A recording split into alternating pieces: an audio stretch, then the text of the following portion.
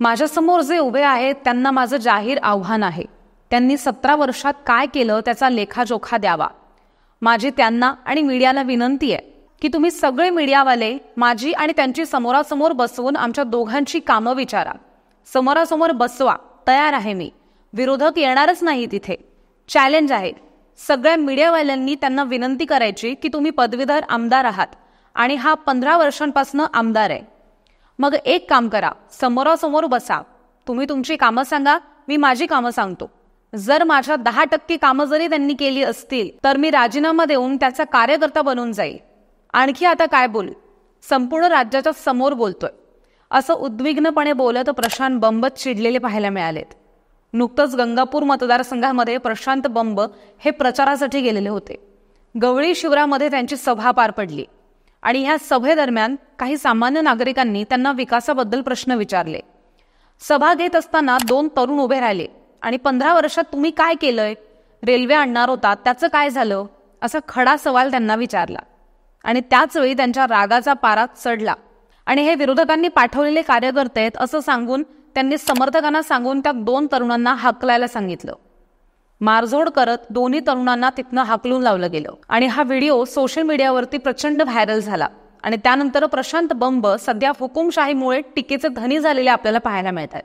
हा प्रकार झाल्याच्या नंतर लगेचच अंबादास दानवेंनी ट्विट करत प्रशांत बंब यांच्यावरती टीका केली आहे.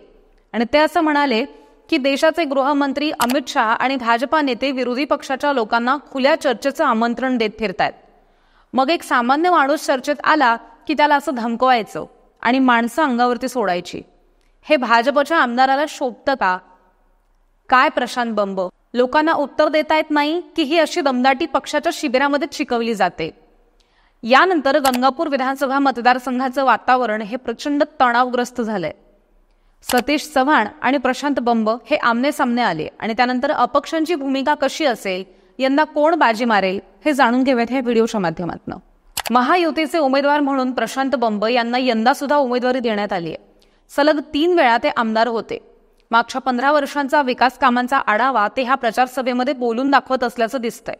तर कुठले प्रश्न प्रलंबित आहेत त्या प्रश्नांच्या आश्वासनं ते सध्या मतदारांच्या गळी उतरवताना दिसत आहेत. प्रशांत बंब यांच्यासमोर सतीश चव्हाण यांचं आव्हान उभं राहत असतानाच आणखी काही उमेदवार सुद्धा रिंगणामध्ये उतरल्याचं सुरुवातीला आपल्याला पाहायला मिळालं. एकाच पक्षाकडनं अनेक इच्छुक उमेदवार होते, पण महायुतीकडनं सतीश चव्हाण यांना उमेदवारी मिळण्याची शक्यता ही सुरुवातीला वाटत होती.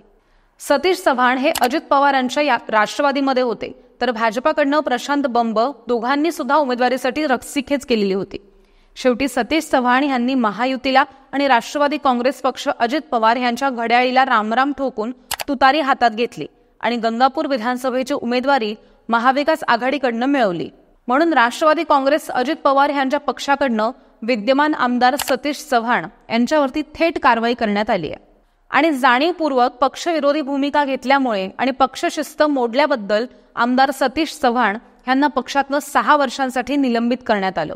सकाळची सुरुवात प्रसन्न वातावरणात मंत्रांच्या साह्याने करायची म्हणजे दिवस कसा फ्रेश जातो. कसली प्रसन्नता! सकाळी ब्रश झाले इथे आम्हाला थायरॉइडची गोळी घ्यावी लागते. रोज सकाळी थायरॉइडची गोळी घेऊनही तुमचा त्रास तसाच आहे? मग एकदा डॉक्टर साठेज होमिओपॅथी क्लिनिक इथे अवश्य भेट द्या. मुंबई, पुणे, नाशिक, संभाजीनगर सगळीकडे त्यांच्या शाखा आहेत.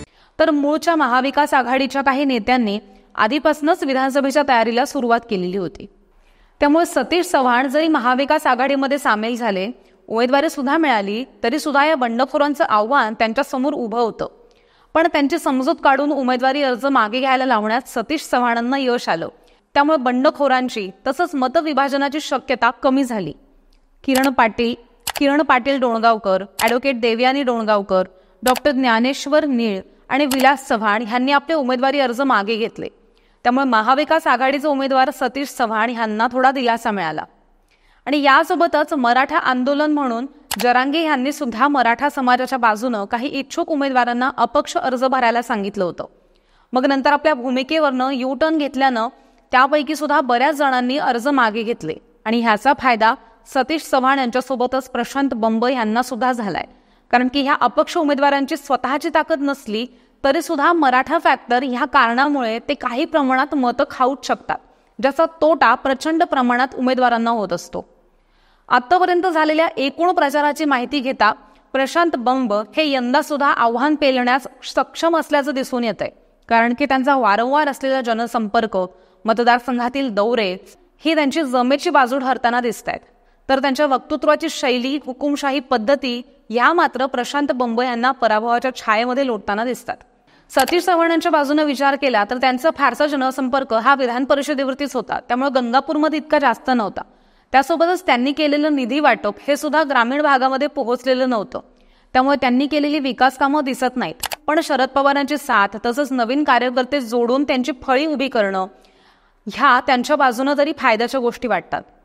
या मतदारसंघामध्ये आता महायुतीचे प्रशांत बंब आणि महाविकास आघाडीचे सतीश चव्हाण ह्यांच्यामध्ये अशी मुख्य लढत होणार आहे. भाजपचे डॉक्टर सुरेश सोनवणे यांनी बंडखोरी केल्यामुळे महायुतीला ह्याचा कितपत फटका बसणार आहे हे निकालानंतर स्पष्ट होईलच. पण बंब यांची डोकेदुखी आता वाढली आहे. 2019च्या निवडणुकीप्रमाणे गंगापूर मतदारसंघात पुन्हा एकदा राष्ट्रवादी विरुद्ध भाजपा असा दुरंगी सामना होणार आहे. चव्हाण यांनी ह्या निवडणुकीची जोरदार तयारी केली आहे.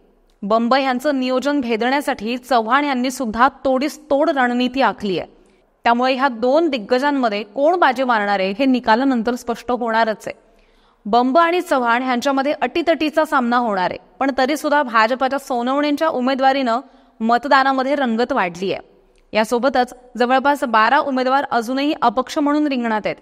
तर वंचितकडनं उमेदवारी मिळवलेले अनिल चंडालिया, बसपाकडनं उमेदवारी घेतलेले सतीश तेजसराव चव्हाण हे नावं सारखे असल्यामुळे तुतारी आणि पिपाणी ह्यांच्यासारखा घोळ निर्माण करून मतदान भुलवू शकतात अशी शक्यता सुद्धा नाकारता येत नाही. तर ही माहिती तुम्हाला कशी वाटली आहे ते कमेंट करून नक्की कळवा. तर गंगापूरचा आमदार कोण असेल, तुम्हाला काय वाटतं तेही कमेंट सेक्शनमध्ये नक्की कळवा. पाहत रहा सत्य पे सत्य.